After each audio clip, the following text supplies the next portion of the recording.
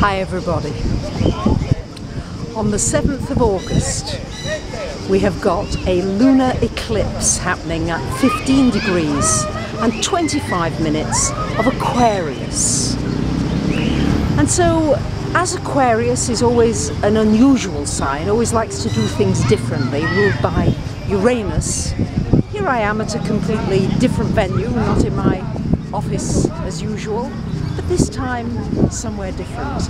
Out in the park, in the northern part of Athens here, at a friend's birthday party. Her little daughter Evtihia is 6 today, so there's a celebration going on. So what could you celebrate at the time of this lunar eclipse? Where does it fall in your chart?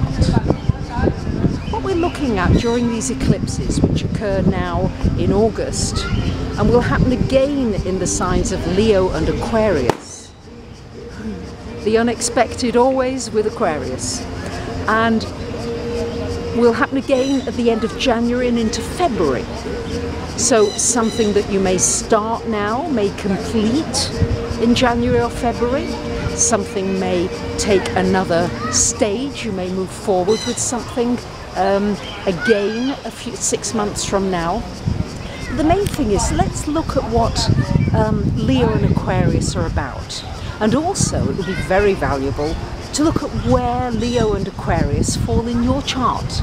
So you don't need to be a Leo or an Aquarius for this to matter for you. There will be 2 houses in your chart that will be activated.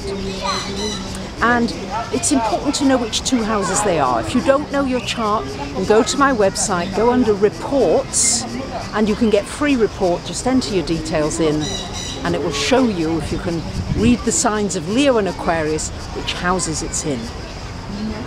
So maybe it's falling in your 1st and 7th house, these eclipses. So if it's the 1st and 7th houses, you're going to get an opportunity to look at your relationships in a new way. Sometimes a lunar eclipse can mean a completion, an ending. It can mean a change in a relationship, a change in the circumstances. Maybe it's time for you to bring something new into a relationship that's gotten a little bit stale. Aquarius is always about bringing in a surprise, an element of surprise. So you know what it's like when you say, I know somebody. But do you really know somebody? So really look for something new in your partner, in your relationships, if you're not in an intimate relationship. Look to express something new in that relationship through this Aquarian energy. It's falling in your 2nd and 8th houses. Well, maybe it's got to do with your finances and also to do with your self-esteem. Yes, it's about looking at confidence. Do I feel confident? Am I always saying I'm not good enough, I'm not this enough? Well, why don't you just try something? Uranus energy with this lunar eclipse is saying, just take a risk. Try doing something differently. I have to confess, I did something differently at the lake I go to. Beautiful, beautiful lake. It's so hot here. You know, we have 40 degrees. And I've never done this before. I felt like going topless. So I thought, you know, this lunar eclipse is coming up with this Aquarian energy. I thought, bugger it. So I went in that lake topless. And of course, nobody batted an eyelid. Yes, it was more my feelings. But it felt so liberating to do something like that and just do what came in the moment. If it's in your 3rd and 9th houses, well, this might be an opportunity for you to look at the way you think about things. Yes, are you thinking, is your mind going in the same old circle? And are you producing just the same results? Is it time for some new creative ideas? Have a pen and paper handy. You'll be amazed at how many ideas you have in a day. You just don't look at them, you don't think about them.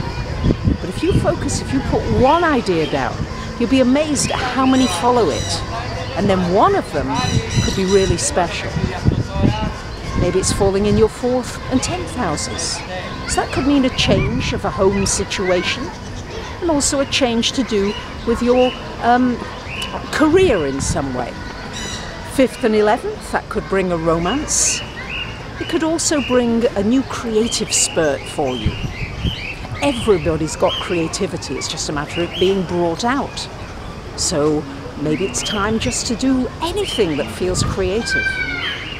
For me, I like drawing in the sand. Sounds strange, I know, but it's just something I like to do that's fun. I like watching the animals. I love being in nature. So do something that stimulates those creative juices. And you might find some new friends. And if it's in your 6th and 12th houses, well, that could be to do with your health. It could be a change for your health in some way. It could also mean a change as far as your work situation is concerned. And also an opportunity for an awakening spiritually.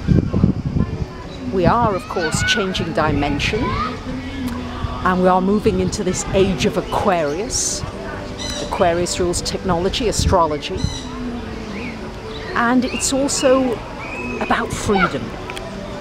It's about releasing those restrictions that you place on yourself. More than anything, we tend to blame it on outside events, but really, it's the restrictions that you're placing on you that you need to look at. So this is a powerful eclipse, and then on the 21st we've got the solar eclipse happening in Leo, which I'll be talking about in my next video.